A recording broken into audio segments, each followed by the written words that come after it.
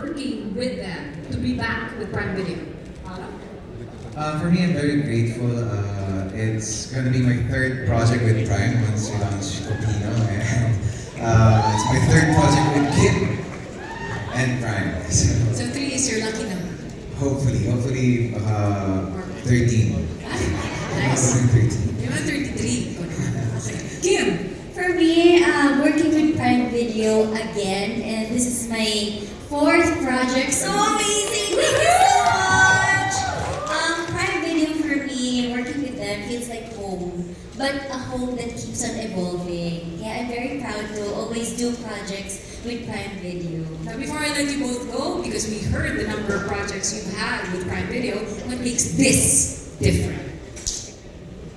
This one, Copino, of course, yung nasabi natin, it's Korean and Filipino. So, syempre, may Korea magic. We will go to Korea to shoot some of the scenes with Korean actors. So, this is something very new and very exciting.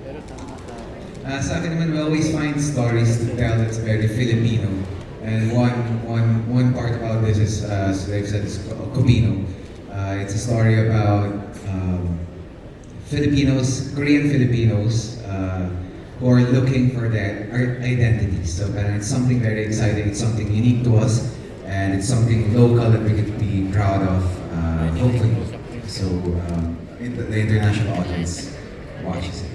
Cheers! Congratulations to you both. And Yes, and also may I add, I'm very also proud to work with Prime dahil this is not only shown locally, this reaches to global audience din. Kaya nakaka-proud din that your work is being watched by other countries. Kaya thank you so much, Prime, for this big opportunity. And to Tingin, I'm also proud to work with Prime and you again. Hello!